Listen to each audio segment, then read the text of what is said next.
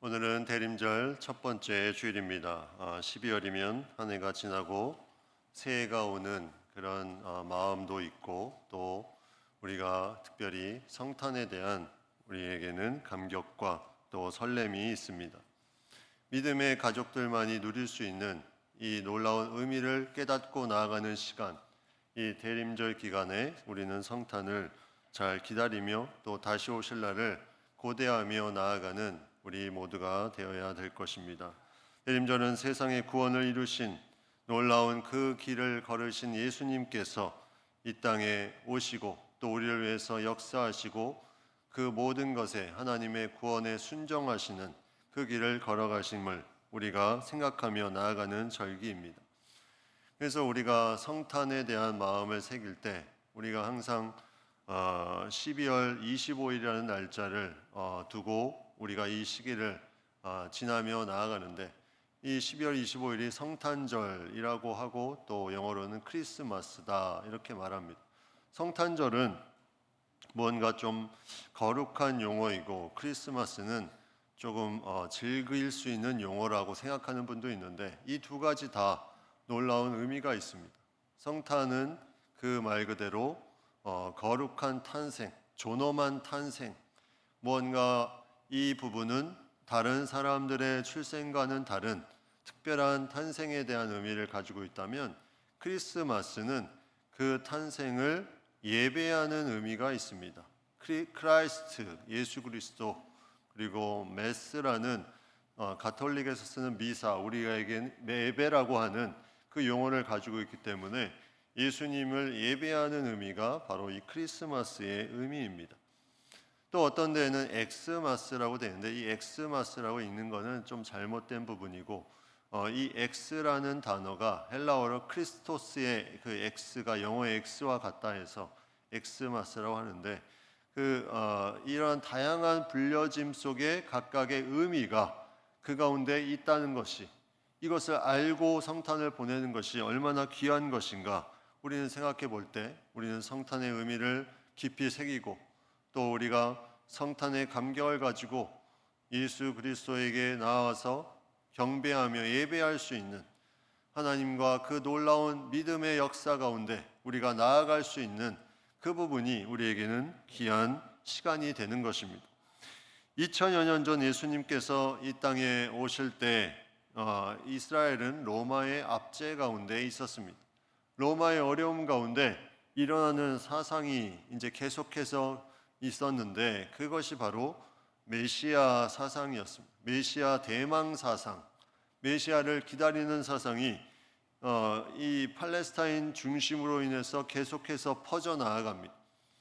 예수님께서 이 땅에 오시는 그 모든 것을 정확하게 알 수는 없지만 무언가 구원자가 올 것이다 하는 그러한 부분들이 그 땅 가운데 퍼져 나아가고 있었다는 거죠. 오늘 본문에 나오는 동방 박사들이 그 별을 통해서 먼저 그것을 알았다는 것을 보면, 이 동방에 사는 사람들조차도 무언가 이 땅을 구원할 구세주에 대한 그러한 마음이 있었음을 우리는 알 수 있습니다. 이 동방 박사들은 누구일까? 오늘 본문에 나온 동방 박사들, 성탄절에 항상 등장하는 이 사람들은 과연 누구일까? 이들은 동쪽에서 온 지혜자들이거나, 그들은 별에 대해서 무언가 측량하고 여기에 대해서 조사하는, 연구하는 그런 사람들이었음을 우리가 생각해 볼 수가 있습니다. 지혜가 있기 때문에 무언가 그 예수님께서 오심에 대한 부분들을 그들이 알 수 있고, 또 별에 대한 부분을 그들이 연구하기 때문에 별을 보고 이 걸음을 걸어 나아갈 수 있는 그런 부분들을 우리가 생각해 볼 수가 있습니다. 이 동방이라는 곳은 어디일까? 지금 이 동방은 정확하진 않지만 예루살렘의 동쪽인 것은 확실한데, 예전에 바벨론이나 바사 지역이 있던 구약시대 그런 지역의 동방, 그리고 그 밑에 아라비아 지역을 이루는 그 동방, 이 지역은 과거로부터 이런 점성술에 되게 많이 발달된 그런 지역으로 알려져 있었습니다. 이 별을 보면서 무언가를 측량하는 그러한 부분들이 발달해 있는 이 지역에서 동방 박사들이 그 별을 통해서 걸음을 옮겼다는 것은 어쩌면 자연스러운 것이라고 생각이 듭니다. 그런데 그 당시 사람들은 이 메시아 대망 사상에 대한 부분을 가지고 있는데 이것을 통해서 무언가 볼 수 있는 부분들이 제한이 되어 있는데 그 중에 가장 그들의 삶 가운데 어떤 징조를 보여주는 부분들을 이 별이라는 것을 통해서 이제 하나의 사인으로 그들이 받아들이면서 움직이기 시작한 거죠. 그래서 그들은 그러한 움직임 가운데 기대하면서 계속해서 먼 거리를 이동하기 시작합니다. 별을 보고 이동한다는 것, 이것이 쉽지 않은데 그 먼 거리를 그 메시아 대망 사상을 가지고 그 마음속에 무언가 이 세상을 구원할 자에 대한 부분 마음을 가지고 그들이 움직이기 시작합니다. 당시의 별을 왕이나 지도자들과 특정 사건에 연결시켰던 많은 사건들이 그 당시에 있었는데 그 중에 가장 대표적인 것이 로마 황제 율리우스 카이사르가 주전 44년에 그가 죽게 되었을 때 갑자기 밝게 비추는 신성 하나가 그의 장례식 무덤이 있는 그곳에 빛이 일어나는 것이 그때 나타남을 통해서 무언가 위대한 일이 위대한 어떤 사람이 무언가를 할 때는 이 별이라는 신호가 그 하나의 징조로서 나타나는 것을 그때서부터 연구하기 시작한 겁니다. 이게 더욱더 활성화되기 시작한 거죠. 근데 놀라운 건 하나님의 말씀에도 이 부분이 관련된 부분이 있습니다. 창세기 1장 14절에 하나님이 이르시되 하늘에 궁창에 광명체들이 있어 낮과 밤을 나뉘게 하고 그것들로 징조와 계절과 날과 해를 이루게 하라. 여기 광명체들이 해와 달과 별이겠죠. 낮과 밤을 나뉘게 하고 그것들로 징조와 영어로는 사인, 무언가 징조를 나타낸다. 이 해와 달과 별이 이러한 부분들이 성경에 있다는 거죠. 그래서 그러한 징조를 나타내는 이러한 광명체들이 이걸 연구하는 이 점성술사의 어떤 부분들과 이루어지는 그러한 어떤 성경의 말씀이 있습니다. 지금 제가 이 부분을 얘기해서 혹시 별점을 치러 가야 되겠다 이렇게 생각하시는 분은 없겠죠. 이 별의 징조는 이 부속적인 거지 이게 주는 아닙니다. 말씀이 우리에게 중심이고 이제 이 본문에도 그런 부분이 나타나는데 이 중심에 해당되는 것의 징조를 알려줄 수 있는 부분이 될 수 있다는 거죠. 이 당시에는 메시아에 대한 강력한 그런 이제 대망 사상과 또 이것에 대한 계속해서 연구하고 고민하는 역사가들의 고백들이 있었습니다. 그 중에 1세기 이 예수님 이후의 시대의 역사가지만 그 시대에 로마 역사가 타키투스라는 사람은 이렇게 언급합니다. 바로 이 시대에 동방이 강력해져서 유대 출신 통치자들이 세계 제국을 장악할 것이라는 확신이 있었다. 그의 역사의 저술에 이렇게 써놨다는 거죠. 이 시대에 동방이 강력해져서 이 동방이라 말하면 이제 팔레스타인 쪽을 비롯해서 그 오른쪽에 있는 그런 지역의 어떤 지역의 유대 출신 통치자들이 강력해져서 세계를 장악할 그러한 부분들이 있었다. 이러한 부분들이 역사책에 기록되어 있습니다. 그 외에도 유대 역사가 요세푸스 또 로마 역사가 수에토니우스라는 사람도 이런 비슷한 글을 올려놨다는 그런 기록을 보게 됩니다. 그럼 동방 박사가 본 별, 이 별은 누구나 쉽게 해석할 수 있는 별이었을까? 만약에 그랬다면 많은 사람들이 다 몰려들었겠죠. 이 별은 누구나 쉽게 해석할 수 있는 별은 아니었을 것입니다. 특별한 무언가 이 별에 대한 의미와 연구를 통해서 가지고 있는 사람만이 알 수 있는 그 별, 이 별은 과연 어떤 별이었을까? 우리가 보통 말하는 쉽게 접근하고 우리도 볼 수 있는 혜성과 같은 그런 별이었을까? 아니면 점점 쇠퇴해져 가다가 폭발하는 그런 초신성과 같은 별이었을까? 아니면 우리가 사는 이 행성, 지구와 같은 그런 독특한 그런 별이었을까? 이 부분에 대한 많은 연구가 있지만 정확한 것은 알 수가 없습니다. 그 당시에 별이 어떤 별이었을까? 무엇을 보고 그 강명체를 따라서 계속 움직였던 것일까? 그러나 한 가지 중요한 것은 이 동방 박사들에게 이 별은 그들이 따라갈 만한 확실한 무언가 중요한 부분을 알려주고 있었다는 거죠. 여기에 우리는 이 동방 박사들의 그런 부분들을 생각해 볼 수 있습니다. 무언가 확실한 것을 알려주는 그 별. 과연 우리의 삶에는 이러한 별이 어떠한 부분으로 우리는 생각해 볼 수 있을까? 우리에게도 확신을 주는 별과 같은 부분들이 있습니다. 그거는 바로 하나님의 말씀이죠. 우리가 말씀을 따라 그것이 아직 이루어지지 않았을지라도 확신을 주는 말씀 가운데 그것을 따라갈 수 있는 부분들이 바로 우리가 예수 그리스도를 그 탄생의 감격을 경험할 수 있는 길로 인도해 줍니다. 그 감격, 그것이 동방 박사들은 그 별을 따라 인도함을 받았지만 우리는 말씀을 따라 그 길을 계속 가다 보면 그것이 막연한 것이 아니요 확신을 가지고 가다 보면 그 속에 성탄의 감격, 구원의 감격, 놀라운 생명의 감격이 그곳에 있음을 우리에게 이 별을 통해서 말씀해 주고 있는 거죠. 그리고 이러한 예수 탄생에 대한 부분은 당시에 말씀으로 계속해서 이루어지고 있습니다. 다니엘서 2장에 보면 느부갓네살이 꿈을 꾸었는데 그 꿈을 다니엘이 해석하는 내용이 나옵니다. 다니엘 2장 45절에 손대지 아니한 돌이 산에서 나와서 새와 놋과 진흙과 은과 금을 부서뜨린 것을 왕께서 보신 것은 그 신 하나님이 장래일을 왕께 알게 하신 것이라.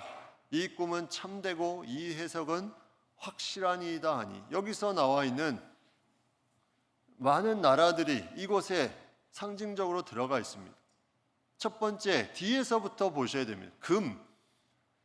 금은 바로 바벨론을 상징하며 은은 그 다음에 이 바벨론을 정복한, 계속 띄워주세요.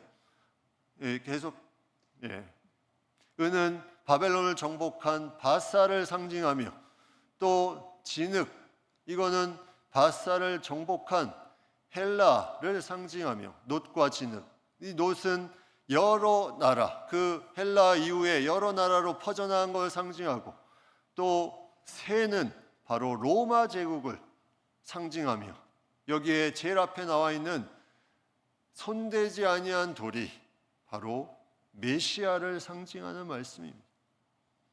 그러니까 과거의 역사로부터 계속 와서 메시아가 이 땅에 오실 것에 대한 대망 사상이 말씀 가운데 계속 기록되어 있는 것, 이게 역사 속에서 계속 예언서에서 이 예수 그리스도가 태어나실 것에 대한 말씀을 계속하고 있는 그 과정 가운데 다니엘서에서 역사를 통해서 우리에게 보여주고 있습니다. 이 동방 박사들이 별을 찾아서 나아가며 유대인의 왕이 나실 것을 말하자, 오늘 본문에 의하면 온 성이 이것을 통해서 소동하였다고 나와 있습니다. 이제 무언가 올 것이 왔다는 부분들에 이것이 퍼져나가는 가운데, 물론 그 중에는 이 사실을 믿지 않는 사람들도 있었을 것입니다. 그냥 그러려니 했던 사람들이 있었을 것입니다. 그런데 헤롯 왕은 이것을 믿었습니다. 헤롯 왕이 이것을 믿었다는 거죠. 그런데 그 믿음은 신앙이 있어서 믿은 것이 아니라, 이 헤롯 왕은 상당히 잔인하고 난폭한 왕이었습니다. 헤롯 가문의 6대가 계속해서 이 유대를 다스리는데, 이 가문 중에 이 헤롯 첫 왕, 헤롯 대왕이라고 불리는 이 왕은 너무나 잔인하고 난폭한 권력욕에 사로잡힌 왕이었습니다. 그래서 그가 죽인 사람들이 너무나 많았어요. 심지어 그의 아내와 장모와 그리고 그의 아들까지 권력에 방해되는 모든 자기의 친인척들까지도 다 제거해버리는 이 헤롯 대왕이 유대인의 왕으로 난다는 그 소리를 듣고 믿음의 반응이 아니라 그 작은 불씨 하나도 다 꺼트려야 그가 만족해하는 그런 권력욕이 다시 이 부분에서 움직이기 시작합니다. 악한 계략이 여기서부터 나타나기 시작합니다. 그래서 그가 부른 존재가 누구냐면 대제사장과 백성의 서기관들을 모아서 말합니다. 그리스도가 어디서 나겠느냐? 그가 묻습니다. 그리스도는 바로 히브리어로 메시아죠. 그리스도가 어디서 나겠느냐? 기름 부음 받은 그 자가 어디서 나겠느냐? 이걸 묻습니다. 그때 인용한 말씀이 바로 미가서 5장 2절 말씀입니다. 미가서 5장 2절 말씀에 유대 땅 베들레헴아 너는 유대 고을 중에서 가장 작지 아니하도다. 내게서 한 다스리는 자가 나와서 내 백성 이스라엘의 목자가 되리라. 헤롯 왕이 대제사장과 서기관들에게 물었을 때 이 대제사장과 서기관들이 말한 그 응답은 바로 하나님의 예언의 말씀, 미가를 통해서 주시는 태어날 곳에 대한 예언의 말씀을 그들이 전합니다. 자, 여기에 이제 악한 계략이 점점 구체적으로 이루어지는 그 모습들, 그것을 이루려고 하는 그 모습들을 봅니다. 그래서 그가 뭐라고 말하냐면 박사들을 불러서 별이 나타난 때를 묻고 관심을 가지면서 베들레헴으로 보내며 이 예언의 말씀대로 보내며 찾거든 나에게도 알려줘서 나도 그를 경배하게 하라. 경배하고자 하는 것이 아니라 제거하려고 하는 거였죠. 악한 계략이 여기서부터 시작됩니다. 근데 여기서 중요한 또 한 부류의 인물들을 볼 수 있습니다. 대제사장과 서기관, 이들은 율법에 대해서는 너무나 잘 아는 사람들이었습니다. 그래서 어디서 나겠느냐, 그리스도가 어디서 나겠느냐 물었을 때 그들은 서슴지 않고 바로 대답을 합니다. 그들이 가지고 있는 미가서에 그 기록되어 있는 그 말씀을 그대로 언급하면서 말합니다. 그러나 그들은 움직이지 않습니다. 유대인의 왕이 나신다는 것을 알고 있었지만 그들은 말은 할 뿐 경배하러 가지도 않고 오히려 악한 계력의 동조자가 되어버립니다.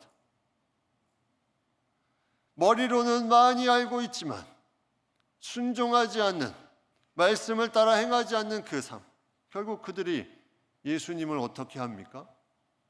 그들은 이 지식이 너무나 많은데 순종하지 않음으로 말미암아 결국 예수 그리스도를 십자가에 못 박는, 그를 희롱하며 욕하는 그 중심 세력으로 가게 됩니다. 머리는 커지고 순종하지 않으니 계속해서 그 가운데 잘못된 길로 가버리는 그 부분이 바로 이 대제사장과 서기관들의 그런 모습입니다.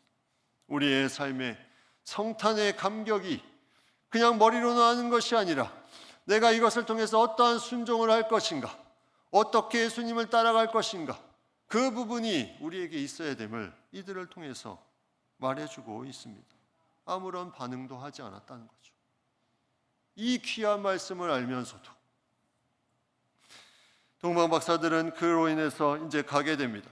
그들은 그 별을 따라서 가고 오늘 말씀에 보면 이제 별이 멈춘 곳에 그들도 이제 멈추고 그 인도하여 간 그곳에서 머물러 서서 그 집에 들어가게 됩니다. 마치 출애굽 시에 구름 기둥, 불 기둥으로 인도함을 받은 것과 같이 그러한 부분들을 오늘 말씀에서 우리에게 느끼게 해주는 부분입니다. 별이 계속 인도하여 가다가 그 예수 그리스도가 탄생한, 아기 예수의 탄생한 그 지역에 머물러 섰는 그 시간, 우리가 대림절을 보내는 것이 어떠한 마음인가? 우리는 계속 하나님의 놀라운 역사와 예수 그리스도와 우리가 함께하는 그 부분을 우리가 고대하며 이 걸음을 계속 나아가는 것입니다. 이 걸음을 나아갑니다. 그리고 그것을 하나님의 말씀이 이루어지는 그때 감격적으로 우리가 그것을 받아들이게 되는 거죠. 이 신앙이 바로 우리의 신앙의 중요한 모습입니다. 그 신앙이 있을 때 우리가 온전한 하나님의 말씀 가운데 우리가 거하며 성탄의 감격을 제대로 누릴 수 있다는 거죠. 이 동방 박사들은 이제 아기 예수를 만나고 그들이 이제 황금과 유향과 모략을 이제 드리는 부분이 11절 말씀에 나옵니다. 황금, 이거는 왕에 대한 상징적인 부분입니다. 왕으로 오신 예수 그리스도. 우리가 왕을 맞으러 갈 때 어떠한 부분을 생각하며 맞으러 가는지, 우리가 대림절을 보내면서 정말 왕을 맞으러 갈 때 준비해야 될 부분, 내가 그 왕을 높이기 위해서 준비해야 될 부분, 우리가 생각하면서 이 대림절을 보내는 것입니다.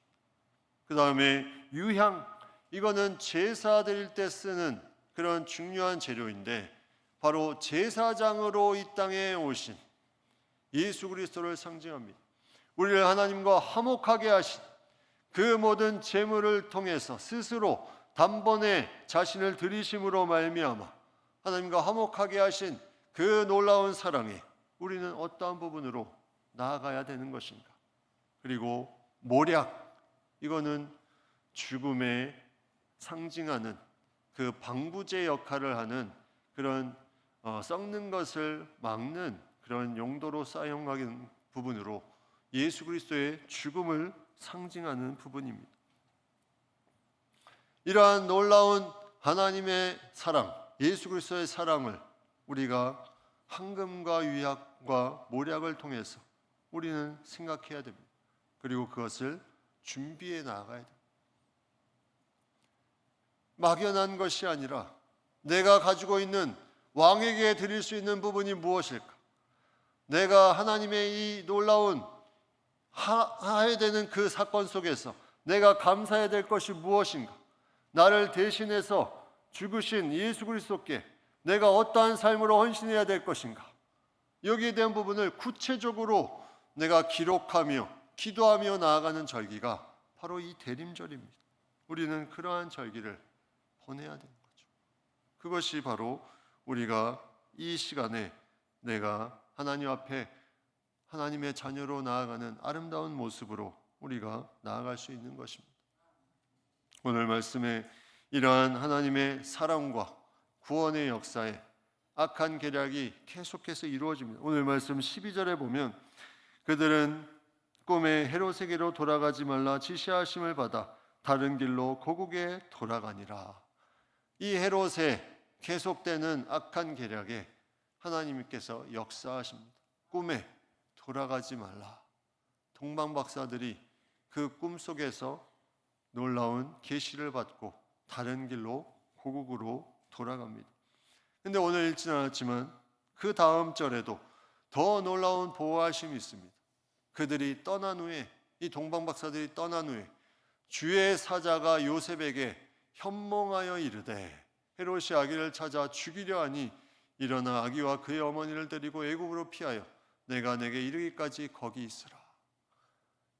이 요셉과 마리아는 헤롯이 죽인다는 사실을 그 전에 알지 못했을 텐데 그것을 통해서 하나님께서 알려주십니다.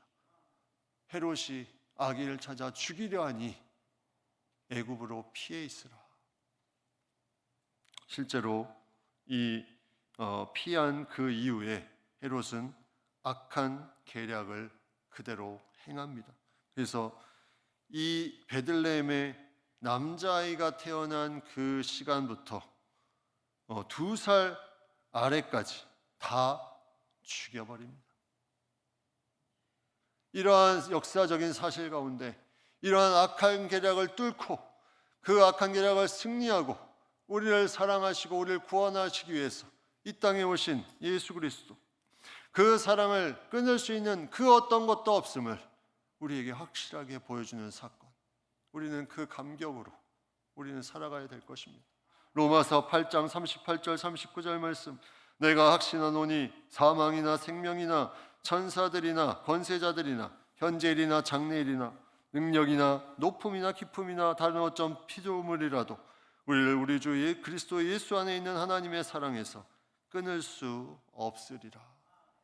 하나님의 사랑이 이렇게 악한 계력 속에서 우리에게 다가온 것입니다. 우리는 이 사랑을 깨닫고 그것을 믿고 나아가는 놀라운 하나님의 사랑의 그런 하나님의 자녀로서 살아가는 존재입니다. 이 사랑이 대림절 가운데 우리에게 깊어지기를 간절히 원합니다. 이 사랑의 고백이, 이 감사의 고백이 대림절 기간 동안에 하나님께서 이러한 놀라운 역사를 주심에 감격하며 우리도 황금과 유황과 모략을 준비하며 별을 따라가는 동방박사들처럼 말씀을 따라 나아가는 아름다운 삶으로 나아가는 귀한 시간들이 되기를 간절히 축복합니다.